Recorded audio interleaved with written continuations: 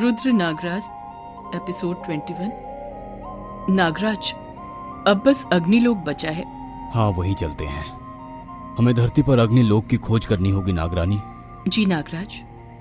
नागराज, रुद्र, नागरानी मनसा अग्निलोक की खोज में आगे बढ़े जा रहे थे। नागराज, अग्निलोक में हमें किस नई चीज का सामना करना पड़ेगा? नागरानी, अब ये तो उस लोक में पहुंचकर ही पता चलेगा। नागराज, वहाँ देखिए, वहाँ नदी नारंगी दिख रही है। शायद वो अग्नि की नदी। हाँ नागरानी, वही अग्नि की नदी है। वहीं चलते हैं। अग्निलोक जाने का मार्ग हमें वहीं प्राप्त होगा। नागराज, रुद्र, नागरानी मनसा को अग्नि की नदी दिखाई देती है। नागराज, रुद्र, नागरानी मनसा अग्नि नदी के पास उतरते हैं। कुछ तो अजीब है यहाँ। ये नदी बहुत ही विचित्र है नागरानी। नागराज, अग्नि की नदी में हलचल शुरू होने लगी है हमारे यहाँ उतरते ही। ये खतरे का संकेत है नागराज। अचानक से अग्नि की नदी में बड़ी बड़ी अग्नि की लहरें उठने लगी। नागराज, रुद्र, नागरानी मनसा के ऊपर एक विशाल अग्नि की लहर गिरने ही वाली थी कि तभी एक बड़ा विशाल आदमी उनके सामने आया और उसने अपने कवच से नागराज और नागरानी को बचा लिया। हमारी जान बचाने के लिए शुक्रिया, पर तुम हो कौन? इसका आकार देखकर नागराज, हमें तो ये शैतान दिखाई दे रहा है। हमारा नाम देवा है। मैं आप दोनों को काफी समय से देख रहा था और हमें लगा शायद आप लोग खतरे से अनजान हैं, इसलिए आपको बचाने आ गया। हमें बचाने आए हो या हमें खाने आए हो? नहीं नहीं, पहले हमें लगा आप दोनों को अग्नि के राक्षस ने भेजा है हमें और हमारे परिवार को मारने, इसलिए आप दोनों पर नजर रखी थी हमने। पर जब अग्नि नदी ने आप पर हमला किया तो हम समझ गए कि आप लोग यहाँ नए हैं और खतरे से अनजान हैं, इसलिए हम आप दोनों की सहायता करने आ गए। तुमने हमारी जान बचाई, इससे ये तो साबित होता है कि तुम शैतान नहीं हो। हाँ बिल्कुल। लेकिन तुम्हारा आकार इतना विशाल क्यों है? रंग सांवला, त्वचा सख्त, ये सब तो शैतानों और राक्षसों के लक्षण हैं। हम ऐसे हैं क्योंकि हमारे पूर्वज ऐसे थे और अग्नि के करीब रहने के कारण हमारी त्वचा सख्त और काली हो गई है। हम ज्वालामुखी के पास रहते हैं, इसलिए ऐसे हैं। नागराज, हमें अब भी इनकी बातों पर यकीन नहीं हो रहा है। हमें पता है हम औरों से अलग दिखते हैं, बड़े हैं, विशाल हैं, काले हैं, सख्त चमड़ी। हम बहुत अलग हैं, इसलिए हम अलग रहते हैं। पर आप दोनों भी तो सामान्य नहीं हो, आप लोग नाग नागिन हो। आप यहाँ किस कारणवश आए हैं? हम यहाँ बहुत ही महत्वपूर्ण कारण से आए हैं, लेकिन तुम्हें ये कारण बताए या नहीं, यही उलझन है।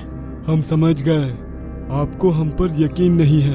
एक काम करते हैं, आप दोनों हमारे घर चलिए, मेरे परिवार से मिलिए, आपको मेरी सच्चाई पर यकीन हो जाएगा। ठीक है। नागराज, रुद्र और नागरानी मनसा देवा के साथ उसके घर की ओर चल पड़े। तुम अपने परिवार के साथ कैसे रहते हो यहाँ? दूर दूर तक बंजर जमीन है और पानी का तो नामो निशान ही नहीं है। आपने सही बोला, यहाँ खाने पीने के लिए कुछ नहीं है। हर दिन लगता है आखिरी दिन है। 2 दिनों से मेरा परिवार कुछ नहीं खाया है। तुम्हारे लोग कहाँ हैं? क्या तुम्हारा परिवार यहाँ अकेले रहता है?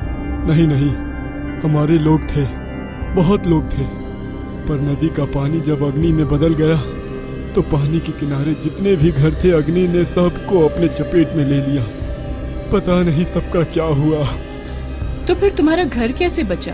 कुछ लोगों के घर पानी से दूर थे, वो लोग बच गए, और जब यहाँ भूखमरी चालू हो गई तो कुछ लोग मर गए और कुछ लोग यहाँ से चले गए। अब बस मेरा परिवार ही यहाँ रहता है। तो तुम क्यों नहीं गए यहाँ से? ये हमारे पूर्वजों की जमीन है। अगर इस जमीन ने हमें नहीं अपनाया तो हमें कोई नहीं अपनाएगा। जो लोग यहाँ से दूर गए हैं उन्हें भी लोग शैतान ही समझते होंगे। ना जाने वो जिंदा भी होंगे या नहीं। नागराज, रुद्र और नागरानी मनसा धीरे धीरे देवा की बातों पर यकीन कर रहे थे। जैसे उन दोनों ने देवा के बारे में सोचा था, देवा बिल्कुल वैसा नहीं था। तभी सामने की ओर से एक बच्चा भागते हुए देवा के पास आ रहा था, जो शरीर से काफी विशाल था। ये मेरा बेटा वाशु है। बाबा, ये कौन है? आपके मित्र हैं? हाँ हाँ, ये मेरे मित्र हैं। ये इतने छोटे क्यों हैं, पर अच्छे हैं। अभी मैं आपको बताता हूँ, आपके मित्र आए हैं। यही मेरा घर है। देवा का घर उसके शरीर की तरह ही बड़ा था। नागराज, रुद्र और नागरानी मनसा देवा के साथ उसके घर के भीतर आए। आइए आइए, ये मेरी पत्नी है। नमस्ते। आप दोनों को देखकर अच्छा लगा, बहुत दिन बाद किसी को देखा है। देवा की पत्नी छाया भी शरीर से विशाल थी। ये तीनों के तीनों विशाल थे। ये देखकर नागराज, रुद्र और नागरानी मनसा को देवा की बातों पर यकीन हो गया। आपको आने में इतनी देर क्यों हो गई? हम दोनों कितने घबराए हुए थे। देवा को हमारी वजह से घर आने में इतनी देर हो गई। क्यों, क्या हुआ आप दोनों के साथ? अग्नि नदी ने हमें अपनी चपेट में लेने की कोशिश की। अगर देवा हमें नहीं बचाते तो हम दोनों जीवित नहीं होते।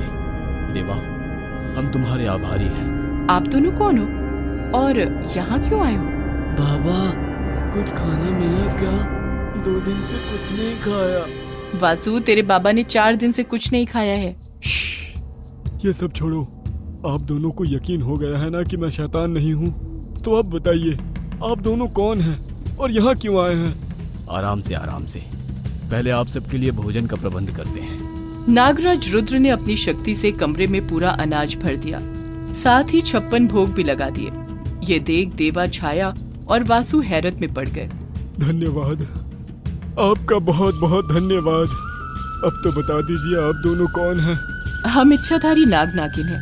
इनका नाम नागराज रुद्र है और मैं नागरानी मनसा हूँ और हम यहाँ अग्नि लोक के राजा से युद्ध करने आए हैं। देवा ये बात सुनकर दंग रह गया। मुझे यकीन था कि कोई ना कोई आएगा हमें बचाने।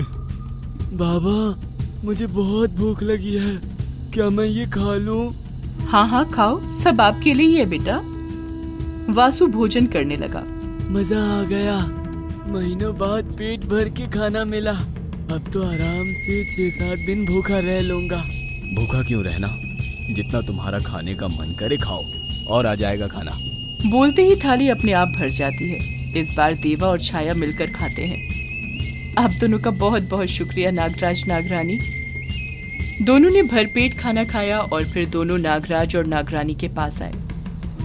ज्यादातर लोग मेहमानों की सेवा करते हैं, उन्हें पकवान खिलाते हैं, पर यहाँ आप हमारे मेहमान होकर हमें खाना खिला रहे हैं। धन्यवाद, बहुत बहुत धन्यवाद। अब आप दोनों क्या करने वाले हो? हमें ज्वालामुखी के अंदर जाना है, वो भी बिना जले। देवा और छाया एक दूसरे का मुख देखते हैं। शायद हम आपकी कुछ मदद कर सके। हमारे पूर्वज भी ज्वालामुखी के अंदर जाते थे, वो भी बिना जले वापस लौट आते थे, गुप्त मार्ग से। चलिए, हम आपको वो मार्ग दिखाते हैं। छाया नागराज, रुद्र और नागरानी मनसा को कमरे से गुफा मार्ग दिखाते हैं। इसी मार्ग से हमारे पूर्वजों का आना जाना होता था, पर अब ये रास्ता बंद है। यहाँ तो दीवार है, रास्ता कहाँ है? ये गुप्त मार्ग था, इसे बंद कर दिया गया है। नागरानी वहाँ देखिए, छोटा बिल है। मैं बिल के अंदर जाके देखता हूँ अंदर क्या है। नागराज रुद्र सांप का रूप लेकर बिल में चले जाते हैं। काफी देर हो जाती है, पर नागराज रुद्र वापस नहीं आते। कहीं नागराज को पकड़कर बंदी न बना लिया हो। शुभ शुभ बोला करो। नागराज को कुछ नहीं होगा, आप निश्चिंत रहिए। हमें कुछ करना होगा। नागराज रुद्र अभी तक नहीं आए हैं। तभी बिल से हलचल की आवाज सुनाई देती है। नागराज रुद्र आ गए, उम्मीद है वही हो। तभी नागराज रुद्र उस छोटे से बिल से बाहर निकलते हैं। नागराज, आप ठीक है ना? हम ठीक है, हमें कुछ नहीं हुआ। आपको लौटने में इतना समय लग गया तो हम डर गए थे। हमें लगा शायद आपके साथ कोई अनहोनी ना हो जाए। हमें कुछ नहीं हुआ। अंदर ज्वालामुखी तक जाने का मार्ग है, किंतु आगे गुफा बंद है। हम दूसरा मार्ग ढूंढने का प्रयास कर रहे थे, इसलिए हमें इतना विलंब हो गया। क्या आपको कोई दूसरा मार्ग मिला नागराज? नहीं नागरानी, पर हमें दूसरा मार्ग ढूंढना ही पड़ेगा। नागराज, ज्वालामुखी तक जाने का एक ही मार्ग है, दूसरा कोई मार्ग नहीं है। अब क्या होगा? हम ज्वालामुखी तक कैसे पहुंचेंगे? कोई दूसरा मार्ग नहीं है तो हम दूसरा मार्ग बनाकर ज्वालामुखी तक जरूर पहुंचेंगे। नागराज, आप ज्वालामुखी तक क्यों जाना चाहते हो?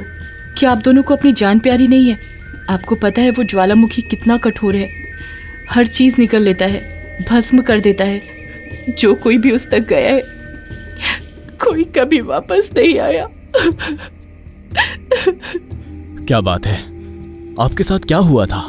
बहुत पहले की बात है, जब हमारी शादी को कुछ ही दिन हुए थे। मेरे पिताजी इसी गुफा के मार्ग से ज्वालामुखी में गए थे।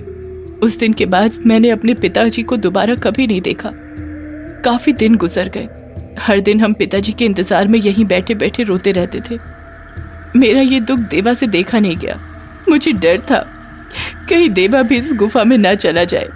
और पिताजी जैसे कभी वापस ना पाए, इसलिए मैंने गुफा बंद कर दी। चुप हो जाओ छाया, इतने दिनों बाद हमारे घर में खुशियाँ आई है, कहीं आप दोनों को कुछ हो ना जाए, इसलिए आप दोनों को ज्वालामुखी में जाने से रोक रही है। इसे क्षमा कर दीजिए। अगर संभव हो तो कृपया करके आप लोग ज्वालामुखी में मत जाइए, बहुत खतरा है। कैसे नहीं जाएंगे देवा, हमें दुनिया को बचाना है। दुनिया को बचाना है? मैं कुछ समझा नहीं। हम दोनों को स्वयं भोलेनाथ ने दुनिया को बचाने का कार्य दिया है। 5 महाभूतों के राजाओं से हमने 4 महाभूतों से विजय हासिल कर ली है। अग्निलोक अंतिम है। अग्नि से विजय हासिल करने के लिए हमें ज्वालामुखी के अंदर जाना ही होगा। हमें अपने लक्ष्य को पूरा करना ही होगा। हमें अग्नि के राक्षसों को हराकर दुनिया को बचाना होगा। ज्वालामुखी के अंदर जो भी गए हैं वो कभी वापस नहीं लौटेंगे, और उन्हें बचाने के लिए हमें ज्वालामुखी के अंदर जाना होगा। तो हम सब भी आप दोनों के साथ आएंगे। क्या? नहीं, हम ऐसा नहीं कर सकते। अगर हमारी वजह से आपको कुछ हो गया तो नहीं, हम ये नहीं कर सकते। नागरानी, हर दिन इसी बात का डर होता है, कहीं ये आखिरी दिन ना हो। यहाँ हम जीते जी मरे हुए हैं। दुनिया बचाने में हमारी जान भी चली गई तो हमें अफसोस नहीं होगा, कम से कम हमारा जीवन सार्थक हो जाएगा। ठीक है, अगर आप लोग हमारे साथ आना चाहते हो तो आओ, किंतु हम जो आज्ञा दे उस आज्ञा का आपको पालन करना होगा। जी नागराज। नागराज रुद्र मान जाते हैं देवा और उसके परिवार को अपने साथ ले जाने के लिए, किंतु एक समस्या है। देवा का परिवार शरीर से विशाल है, लेकिन ज्वालामुखी जाने का मार्ग काफी छोटा है। नागराज, इतने छोटे मार्ग से हम गुफा के अंदर कैसे प्रवेश करेंगे? हमारे पास इसका भी उपाय है। नागराज रुद्र ने देवा, छाया और वासु को एक कतार में खड़ा किया और फिर नागराज ने अपनी शक्ति से तीनों को छोटा कर दिया, इतना छोटा कि अब वो लोग बहुत ही सरलता से बिल के अंदर प्रवेश कर सकते हैं। अब ठीक है? जी नागराज। नागराज, रुद्र, नागरानी, मनसा और देवा का परिवार बिल के मार्ग से गुफा के अंदर प्रवेश करता है। पापा, हम कहाँ जा रहे हैं? बेटा, हम राक्षसों से युद्ध करने जा रहे हैं। राक्षस बहुत बड़े बड़े होते हैं ना? हाँ बेटा, बड़े बड़े राक्षस हैं, पर हमें यकीन है हम सबको हरा देंगे। हमारे साथ नागराज और नागरानी जो है। पापा, नागराज बहुत शक्तिशाली है। हाँ वासु, मैं बहुत शक्तिशाली हूँ, पर तुमसे ज्यादा नहीं। वो लोग चलते चलते गुफा के आखिरी सिरे तक आ गए। आगे गुफा का मार्ग बंद था। सब रुक गए। आगे क्या करना है ये सोचने लगे। यही तक मार्ग है, आगे मार्ग बंद हो गया है। मैंने पहले मिट्टी हटाने की कोशिश की, पर अकेले नहीं कर पाया। इस बार हम सब मिलकर कोशिश कर सकते हैं, यकीनन मार्ग बन ही जाएगा। पापा, हमें गुफा खोदनी है क्या? तू चुप कर, बहुत सवाल करता है। बच्चे ऐसे ही अच्छे होते हैं। सब मिलकर मिट्टी हटाने लगे। और कितनी मिट्टी है पता नहीं। सभी लोग खुदाई कर कर के थक गए थे। देवा और छाया हाँफ रहे थे।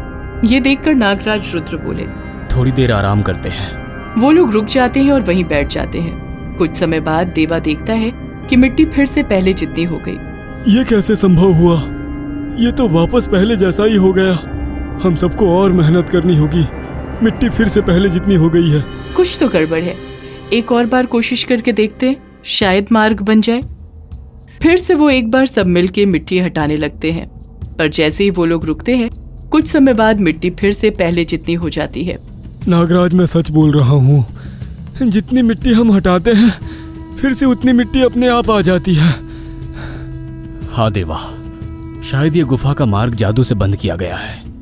हम कितने भी खुदाई कर ले, ये मार्ग नहीं खुलेगा। तो अब हम क्या करें? हम कोशिश करते हैं। इस बार नागराज रुद्र बवंडर की तरह घूम घूम कर मार्ग बनाने का प्रयास करते हैं। फिर कुछ समय बाद मिट्टी वापस अपनी जगह आ जाती है जैसे पहले थी। ना मेहनत से और ना शक्ति से इस गुफा के मार्ग पर कोई असर नहीं पड़ रहा। हमें कुछ और करना होगा जिससे हम ये गुफा का मार्ग खोल सके। नागराज, नागमणि का प्रयोग कीजिए। हमें यकीन है नागमणि की शक्ति के सामने ये जादू टूट जाएगा। जी बिल्कुल नागरानी। नागराज रुद्र नागमणि निकालते हैं, अपनी हथेली पर रखकर मंत्र का जाप करने लगते हैं। धीरे से नागमणि ऊपर की ओर उठती है।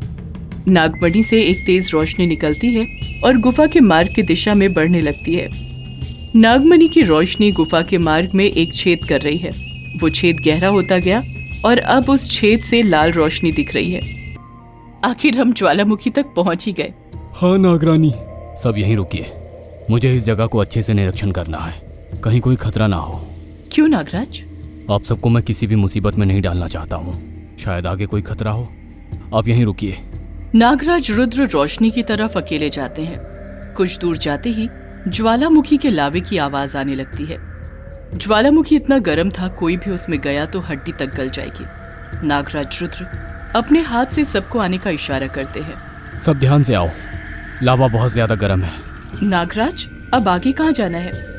हमें तो कोई रास्ता ही नहीं दिखाई दे रहा है। कोई ना कोई रास्ता तो जरूर होगा, हमारे पूर्वज कहीं से तो अंदर जाते होंगे। पर यहाँ कोई रास्ता नहीं है, यहाँ लावे की खाई है बस। मुझे बहुत गर्म लग रहा है। ये लावा इतना गर्म क्यों है? बाबा, लावे के नीचे क्या होगा? वो तो मुझे भी नहीं पता। देवा ने वासु को गोद में उठाया और खाई दिखाई। वासु के हाथ में पत्थर थे। वासु ने पत्थर लावे की खाई में फेंक दिया। लावा खौलने लगा।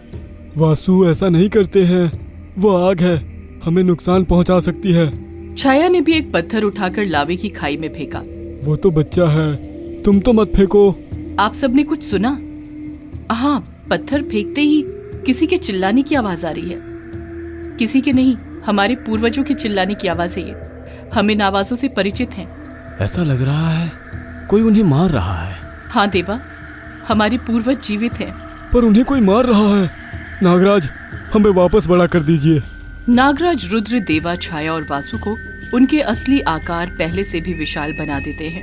हम पहले से ज्यादा बड़े और शक्तिशाली हो गए हैं। ये कैसे हुआ? ज्वालामुखी में बहुत शक्ति होती है। आप सब लोग ज्वालामुखी के और पास आ गए, इसलिए और बड़े हो गए।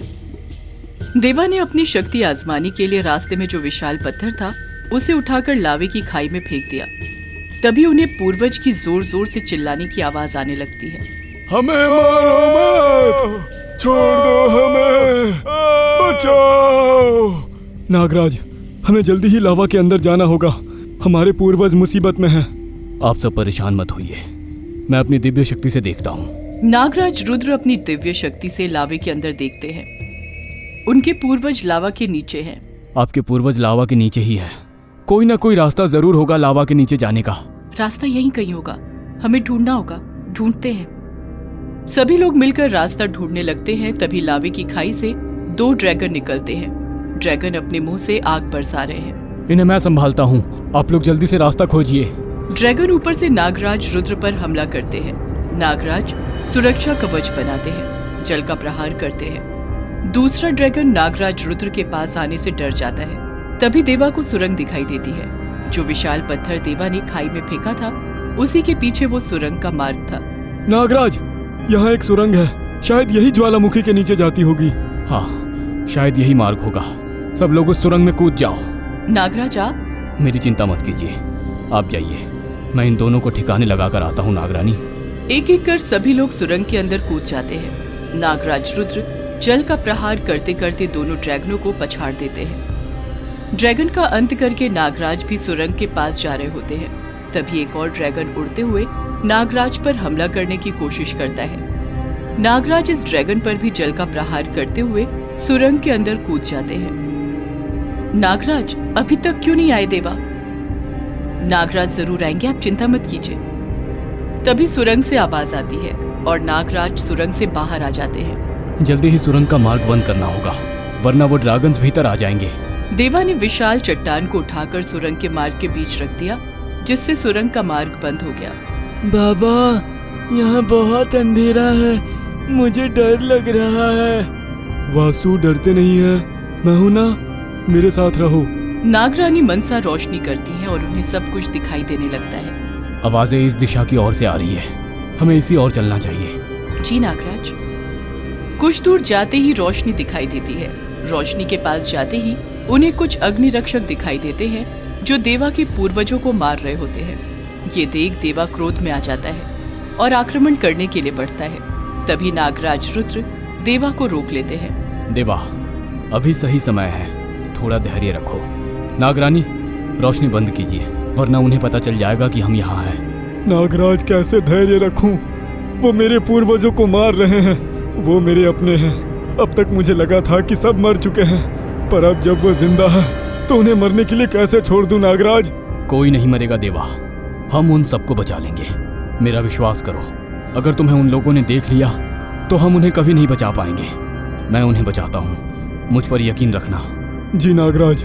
नागराज रुद्र अपनी शक्ति का उपयोग करके गायब हो जाते हैं और अग्नि रक्षकों के पास जाते हैं। जैसे ही राक्षस कोड़े मारने वाले होते हैं, नागराज रुद्र उनके कोड़े पकड़ लेते हैं। राक्षसों को कुछ समझ में आए उसके पहले ही नागराज रुद्र उनके पीछे से उन्हें जकड़कर बांध देते हैं और फिर दिखाई देने लगते हैं। इसके बाद नागराज रुद्र जल का प्रहार करते हैं, जिससे सारे अग्नि के राक्षस भस्म हो जाते हैं। सारे राक्षसों के भस्म होने के बाद देवा और उसका परिवार अपने पूर्वजों के पास दौड़ते हुए आते हैं। देवा ने अपने पिताजी को उठाया। बाबा, आप ठीक हो ना? देवा, आखिरकार तूने मुझे ढूंढ ही लिया। हे भगवान, आपका लाख लाख शुक्रिया। इन राक्षसों ने आपकी क्या हालत कर दी है? इतना कोई मारता है क्या? नागराज रुद्र अपनी शक्ति से देवा के बाबा के सारे घाव भर देते हैं। उन्हें तंदुरुस्त देख देवा बहुत खुश हो जाता है। बाबा, ये आपका पोता है, वासु। वासु? अरे वाह, मेरा पोता। जब इसे आखिरी बार देखा था तो ये बस पैदा हुआ था, इतनी जल्दी इतना बड़ा हो गया तू। मैं तो अभी भी छोटा हूँ। वो राक्षस आपको क्यों मार रहे थे? राक्षस हम लोगों को पसंद नहीं करते हैं। वो सब हमसे अपना सारा काम करवाते हैं और मारते हैं। हमारे सारे लोग अभी भी इन राक्षसों के गुलाम है। मतलब और भी लोग जिंदा है? हाँ। तभी अंधेरे से किसी के चिल्लाने की आवाज आती है। आवाज बहुत तेज है, धम धम। ये क्या है? कोई विशाल चीज आ रही है। छुप जाओ, जल्दी छुपो, जल्दी जल्दी। लेकिन बाबा, ये क्या है? आग निकालने वाला विशाल पिशाच। सामने से आग की लपटें दिख रही हैं। सभी लोग पत्थरों के पीछे छुप जाते हैं। किसी को अपनी आंखों पर विश्वास नहीं हो रहा था। इतना बड़ा विशाल आग उगलने वाला ड्रैगन। उनको अपनी आंखों पर यकीन नहीं था।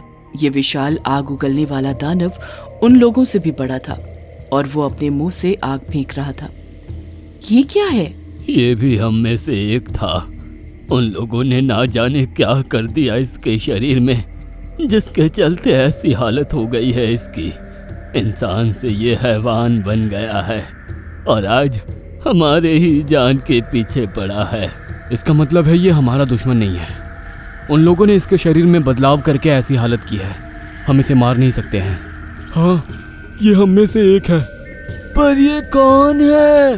वासु की आवाज उस बड़े दानव ने सुन ली और सबको देख लिया। अपने गदा से पत्थर पर हमला किया। सब लोग यहाँ वहाँ भागने लगते हैं।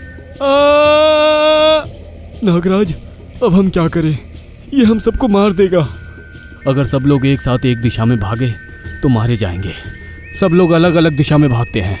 नागराज रुद्र ने जैसा कहा सबने वही किया। सब लोग अलग अलग दिशा में भाग रहे थे। बड़ा दानव कभी यहाँ मारता, कभी वहां मारता। कोई बड़े दानव के पैरों के नीचे से जाता तो कभी कोई पत्थर के पीछे से जाता। बहुत अच्छे, उसे और थकाते हैं। कुछ समय के बाद वो बुरी तरह से थक कर बैठ गए। तभी नागराज रुद्र ने जादुई रस्सी से बड़े दानव को बांध दिया। नागराज, इसका मुंह भी बंद कर दीजिए, वरना इसकी आवाज से सब यहाँ आ जाएंगे। जी नागरानी। नागराज रुद्र ने बड़े दानव का मुंह भी बंद कर दिया। सब ठीक है ना? किसी को कुछ हुआ तो नहीं? वासु, अगली बार ऐसे चिल्लाकर बात मत करना। ठीक है पिताजी। पहले छोटे ड्रैगन मिले, फिर ये शैतान जैसा दिखने वाला। अब पता नहीं आगे क्या मिलेगा। बाबा, आपको और क्या पता है यहाँ के बारे में? छोटी से छोटी जानकारी हमारे काम आ सकती है। नागराज, मैंने अपने कई साल यहाँ बिता दिए। इसके बाद क्या है और कैसे कैसे खतरे हैं मुझे बिल्कुल अंदाज़ा नहीं है। मैं बस इतना जानता हूँ कि मेरी तरह कई और लोग यहाँ बंदी है। बाबा, आपके साथ जिन लोगों को बंदी बनाया था, क्या वो लोग जिंदा है? हाँ, शायद जिंदा हो। हमें यहाँ लाते ही सबको अलग अलग कर दिया गया था। कभी कभी उनकी चिल्लाने की आवाजें आती थी, पर कुछ सालों से उनकी आवाजें नहीं सुनाई दे रही है। शायद सबको मार दिया हो, अच्छे से बोल नहीं सकता। नहीं, मुझे ऐसा नहीं लगता। सबको मारना होता तो पहले ही मार देते। इतने सालों तक जीवित क्यों रखते? अगर आप लोगों को मार देंगे तो उनकी सेवा कौन करेगा? और अगर सबको मार ही देते तो आपको जीवित नहीं छोड़ते बाबा। हाँ, मुझे महसूस हो रहा है यहाँ और भी लोग हैं। हम सभी को आगे चलना होगा। सब लोग नागराज, रुद्र, नागरानी मनसा के पीछे पीछे चल पड़े। किसी को कुछ अंदाजा नहीं था कि आगे क्या खतरा होगा। कुछ दूर जाते ही काली गुफा दिखाई देती है।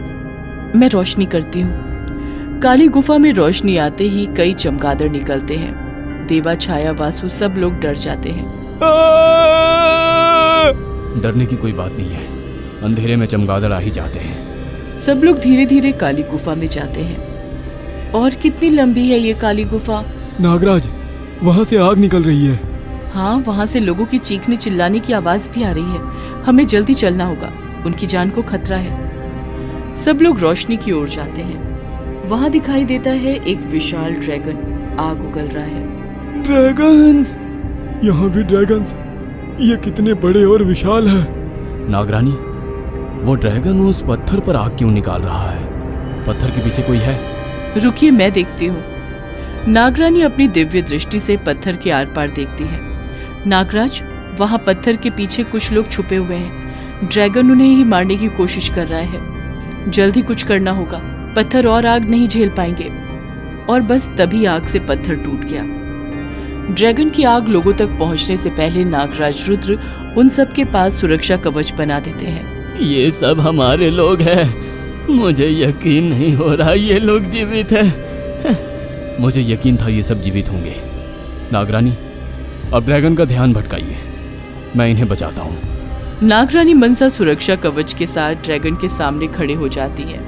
ड्रैगन लोगों को छोड़कर नागरानी मनसा पर आग का हमला करता है और इसी बीच नागराज, रुद्र सबको सुरक्षित जगह पर लाते हैं। आप सभी लोग यहीं रहिए। नहीं नागराज, हम सब आपके साथ ड्रैगन से लड़ेंगे। नहीं देवा, तुम अपने परिवार का ध्यान रखो। मैं नहीं चाहता किसी की भी कुछ हो। भरोसा रखो। नागरानी मनसा ड्रैगन को दूर ले जा रही थी सबसे। तभी ड्रैगन नागरानी मनसा को गिरा देते हैं। गिरते ही नागरानी मनसा का सुरक्षा कवच भी हट जाता है। ड्रैगन नागरानी मनसा पर आग उगलने ही वाला होता है, तभी पीछे से नागराज आ जाते हैं। सुरक्षा कवच वापस बना देते हैं और नागरानी को उठाते हैं। आप ठीक हो नागरानी? हाँ, मैं ठीक हूँ, पर हम कब तक ड्रैगन के आग से बचते रहेंगे? हमें जल्दी ही कुछ करना होगा। नागराज, रुद्र ड्रैगन से लड़ने के लिए अपनी जादुई तलवार बाहर लाते हैं। नागरानी, हमें इसे मारना ही होगा। जी नागराज। नागराज, रुद्र तेजी के साथ ड्रैगन की पीठ पर चढ़ने की कोशिश करते हैं।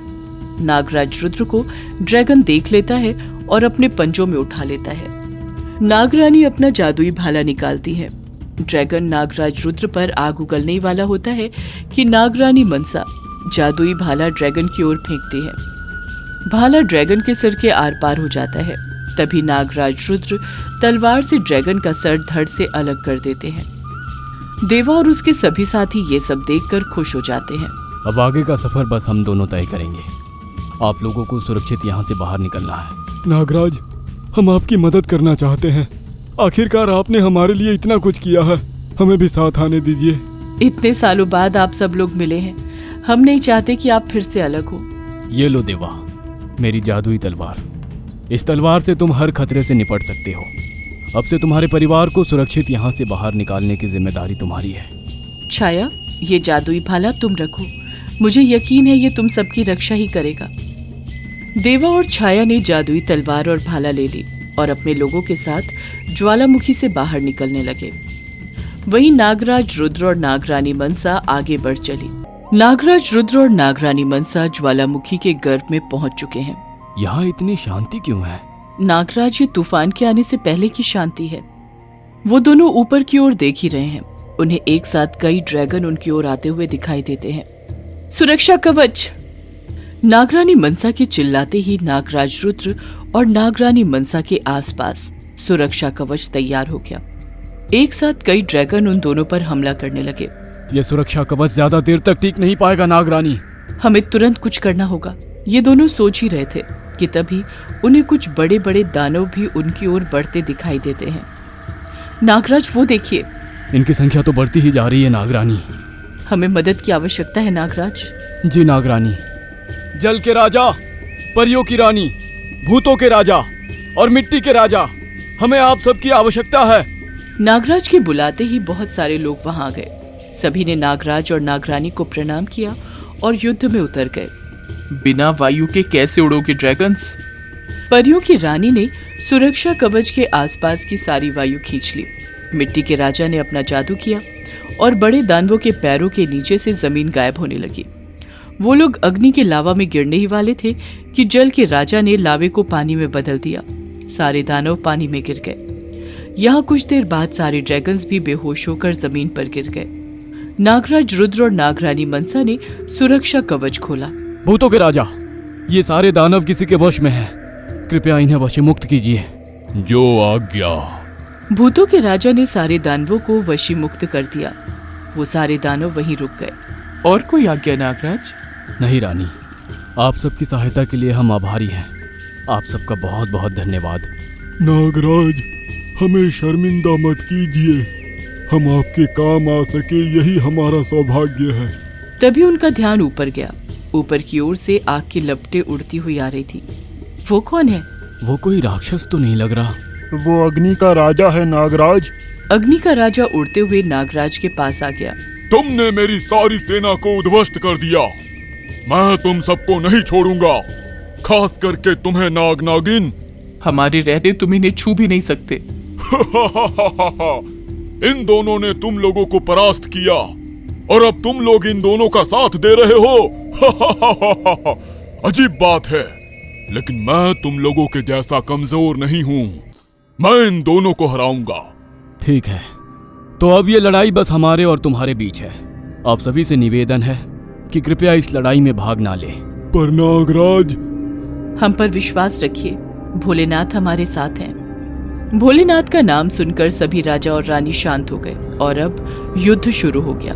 नागराज रुद्र, नागरानी मनसा और अग्नि के राजा के बीच। अग्नि का राजा बहुत क्रोधित था। उसने अपने कंठ से ज्वाला निकाली और नागराज रुद्र और नागरानी मनसा पर हमला किया। नागराज और नागरानी अपने बचाव के लिए यहाँ वहां कूदने लगे। अग्नि का राजा भी उन पर हमला करता ही रहा। नहीं छोड़ूंगा तुम लोगों को, नहीं छोड़ूंगा। अग्नि के राजा ने अपनी आंखें बंद की और अपनी शक्तियों से अपने 2 बहरूपिये बना लिए।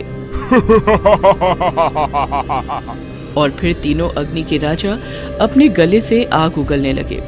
कोई नागरानी की ओर फेंक रहा था, कोई नागराज की ओर। मैं सबसे ज्यादा शक्तिशाली हूँ, तुमसे भी। नागराज और नागरानी अलग अलग ढंग से अपना बचाव कर रहे थे। कभी वो कूदते, कभी वो हवा में उड़ने लगते। नागरानी, अब बचाव नहीं, हमला करेंगे। नागराज उड़ते हुए अग्नि के राजा पर कूद गए। नागरानी दूसरे हमशक्ल पर कूदी और अपनी जादुई रस्सी राजाओं के गले पर बांधने लगी। तीसरा हमशक्ल अब भी दोनों पर आग बरसा रहा था, पर उसकी आग का दोनों पर असर नहीं हो रहा था। 2 हमशक्ल छटपटा रहे थे कि तभी नागराज और नागरानी तीसरे पर कूदे और उसके गले पर भी जादुई रस्सी बांध दी। अब तू नहीं बचेगा। तभी अग्नि के राजा ने अपने हाथों से आग निकाली और नागरानी के चेहरे को जलाने लगा। आह! नागरानी को बचाने के लिए नागराज आए, पर दूसरे 2 हमशक्ल ने नागराज को पकड़ लिया। नागरानी! नागराज चाहकर भी नागरानी को बचा नहीं पा रहे थे। परियों की रानी आगे आई। आप बीच में मत आइए रानी जी। पर नागराज। नागराज ने अपनी आंखें बंद की। वो स्थिर हुए। उनके सिर पर प्रकाश चमकने लगा। नागमणि उनके सिर पर आ गई और अब जब उन्होंने आंख खोली तो उनकी आंखें नीली हो चुकी थी और उनकी आंखों से तेज रोशनी की धार निकलने लगी। वो अग्नि के राजा की ओर देखने लगे और जहां जहां वो धार गिरी, अग्नि का राजा जलने लगा। नहीं, नहीं, मैं मरना नहीं चाहता। अग्नि के राजा ने नागरानी को छोड़ दिया और उसके हमशक्ल भी गायब हो गए। नागराज, मुझे बहुत दर्द हो रहा है। मुझे मत मारिए, माफ कर दीजिए मुझे। मुझे माफ कर दीजिए। नागराज, जाने दीजिए, इसे छोड़ दीजिए। कृपा करें नागराज। नागराज बहुत क्रोधित थे। सभी राजा रानी नागराज के सामने हाथ जोड़कर उसके लिए क्षमा मांगने लगे। माफ कर दीजिए नागराज, माफ कर दीजिए। क्षमा नागराज। नागराज रुद्र ने सभी की ओर देखा और फिर धीरे धीरे उनका क्रोध कम होने लगा और कुछ देर बाद वो ठीक हो गए। वो दौड़ते हुए नागरानी के पास गए। उन्होंने नागरानी का जला हुआ चेहरा देखा। मुझे माफ कर दीजिए, मुझसे बहुत बड़ी गलती हो गई। परियों की रानी आगे आई। उन्होंने अपनी छड़ी निकाली। नागराज, हम वक्त को पीछे ले जा सकते हैं, पर इस बार आपको नागरानी का चेहरा जलने से पहले उन्हें बचाना होगा। मैं आपका हमेशा आभारी रहूंगा। परियों की रानी ने अपनी छड़ी घुमाई और एक बार फिर सब वही लौटा। अब तू नहीं बचेगा। नागरानी मनसा अग्नि के राजा पर कूदने ही वाली थी। रुकिए नागरानी।